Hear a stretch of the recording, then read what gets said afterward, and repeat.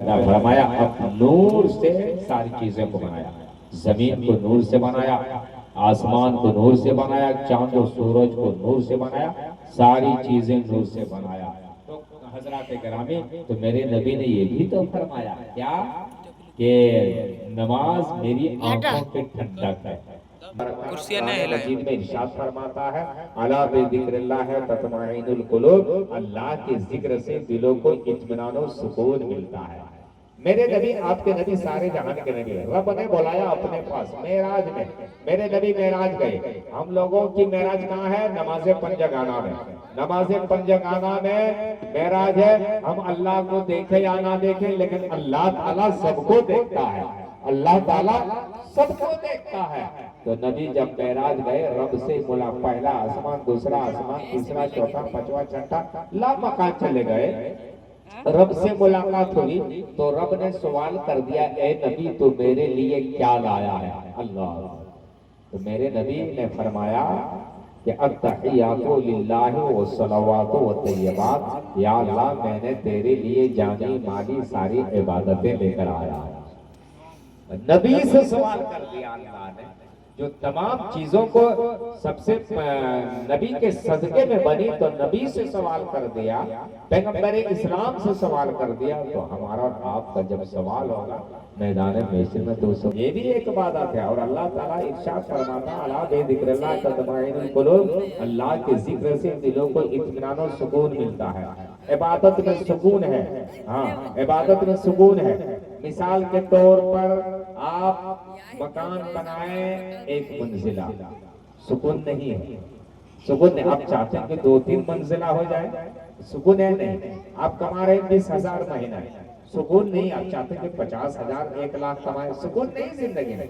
आप अभी पंखा चला रहे हैं, आप चाहते हैं पंखा के बाद आप कूलर ले लेंगे, सुकून नहीं। कूलर के बाद फिर चाहते हैं कि एसी लगा लें, फिर भी सुकून नहीं है। जी, अगर आपके पास एक गाड़ी, आप चाहते हैं 2-3 गाड़ियां हो जाए, सुकून नहीं है। पूरे दुनिया का आप गश्त कर लीजिए, सुकून किसमें है? तो आइए, कुरान कहता है ऐ साइलो, सुकून सुनना। रब फरमाता है अला बिज़िक्रिल्लाह तत्मइनुल कुलूब, अल्लाह के जिक्र से दिलों को इत्मीनान और सुकून मिलता है।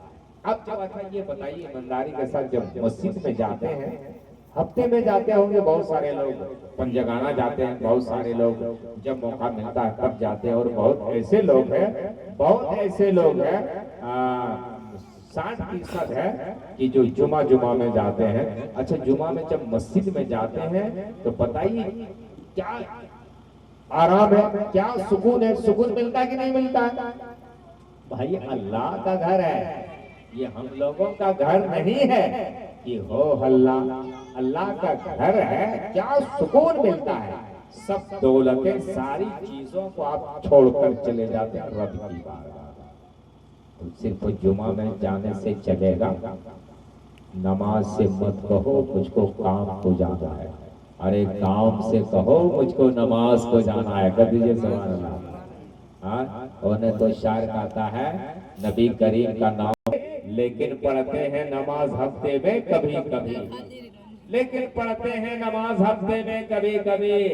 और नौजवान मोहब्बत से कल सुबह इधर है बाबू, इधर पीछे वाले इधर, दिल दर्द की भट्टी में कई बार जले हैं, तब एक गजल हुस्न के सांचे में ढले हैं। जी देखिए, दो दोस्तों आपस में बातें कर रहे थे। एक दोस्तों ने कहा यार ये घड़ी तेरी रेडियो से मिली है क्या? तो दूसरा दोस्त ने कहा जी नहीं, ससुराल से मिली है। तो मैं इधर बोल रहा हूँ, आप लोग पीछे बैठकर दोनों आपस में बातें कर रहे हैं। नहीं, इधर ध्यान दीजिए, बातें अगर करनी है तो थोड़ी देर आप खामोश हो जाइए। तो पीछे वाले मोहब्बत से कहते हैं सुभान अल्लाह कहने का भी सवाब मिलेगा। सरकार मुस्कुरा के जिधर देखने लगे, मुस्कुराना ये मेरे नबी की सुन्नत है। मुस्कुराना ये मेरे नबी की सुन्नत है। और कहा लगाना, काका लगाना उस शैतानों का काम है। हंसता नबी, हा कुछ हो गया, तो ये शैतानों का काम है। और मुस्कुराना मेरे नबी की सुन्नत है। کسی مسلمان کو مسکراتا دیکھ کر پڑھنے کی دعا اضحک اللہ سنک، اللہ آپ کو ہمیشہ مسکراتا رکھے۔ کسی شاعر نے کیا ہی خوب کہا ہے، ملی جب گم شدہ سوئی تو حضرت عائشہ بولی میرے سرکار جیسا مسکرانا کس کو آتا ہے، میرے سرکار جیسا مسکرانا کس کو آتا ہے؟ تو سرکار مسکرا کے جدھر دیکھنے لگے رحمت میرے خدا کی ادھر دیکھنے لگے۔ میرے تصورات کا عالم نہ پوچھئے، گھر بیٹھ کے حضور کا گھر دیکھنے لگے، گھر بیٹھ کے حضور کا گھر دیکھنے لگے، اور ایسی چمک حضور کے طلبوں میں دیکھ کر، ایسی چمک حضور کے طلبوں میں دیکھ کر کہ ہمارا اور آپ کا بچہ مٹی کا کھلونا سے کھیلتے ہیں، پلاسٹک کا کھلونا سے کھیلتے ہیں، کھیلتے کہ نہیں کھیلتے ہیں بھائی بتائیے؟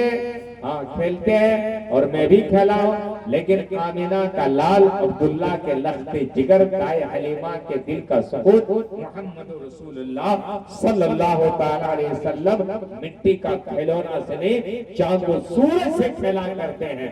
شاعر کہتا ہے ایسی چمک حضور کے طلبوں میں دیکھ کر شرما کے خود شمس و قمر دیکھنے لگے، شرما کے خود شمس و قمر دیکھنے لگے۔ اب دیکھیے خطیب و امام شارع ہندوستان شہباز رضا صاحب قبلہ کی آمد ہو گئی ہے۔ اب میں چاہتا ہوں کہ دل جمی کے ساتھ آپ نعت پاک پڑھیں اور صلاۃ و سلام پھر ہوگا۔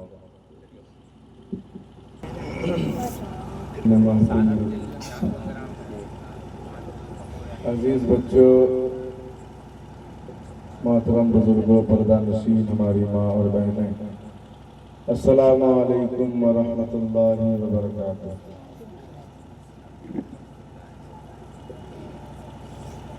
صاحب خانہ نے 8:30 بجے کا وقت دیا ہے، 10 منٹ باقی ہے، 10 منٹ آپ حضرات کو سن لیجئے۔ الحمدللہ رب العالمین والعاقبۃ للمتقین والصلاة والسلام علی سید المرسلین، اما بعد فاعوذ باللہ من الشیطان الرجیم، بسم اللہ الرحمن الرحیم، الا بذکر اللہ تطمئن القلوب، صدق اللہ مولانا العظیم وصدق رسولہ النبی الکریم، ونحن علی ذلک لمن الشاہدین والشاکرین والحمدللہ رب العالمین۔ بلا کسی تاخیر و تمہید کی آئیے سب سے پہلے بارگاہ رسالت میں جھوم جھوم کر درود پاک کی ڈالیں نشاور کریں، پڑھیں بارہ سے بلند اللہم صلی وسلم وبارک علی سیدنا مولانا محمد کما تحب و ترضی بان تصلی علیہ صلاۃ دائمۃ بدوام الملک الحی القیوم۔ قرآن مقدس میں اللہ تبارک و تعالیٰ ارشاد فرماتا ہے کہ الا بذکر اللہ تطمئن القلوب، بے شک اللہ تبارک و تعالیٰ کے ذکر ہی سے دل کو اطمینان، سکون اور چین ملا کرتا ہے۔ اب صاحب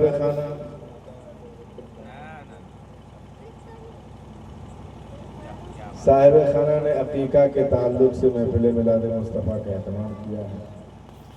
آپ تمام حضرات جانتے ہیں کہ یہ سنت مصطفیٰ ہے، عقیقہ 7 دن میں کیجئے، 21 دن میں کیجئے، یہ آپ کے اوپر ہے، اور یہ آپ کہہ لیجئے کہ ایک خوشی ہے، بچے کی پیدائش کی خوشی میں آپ کو اللہ نے مال و دولت عطا فرمائی ہے، تو اس بنیاد پر آپ اپنے گھر میں اللہ تبارک و تعالیٰ کی نعمت کی شکل میں اللہ نے آپ کو اولاد عطا فرمائی ہے، تو اسی اولاد کی خوشی میں انسان اپنے گھروں میں دعوت کا اہتمام کرتا ہے، لوگوں کو کھلایا کرتا ہے، اور لوگوں کو کھلانے میں اللہ کے رسول نے فرمایا کہ بے شمار اور بے پناہ ثواب اس میں ہے۔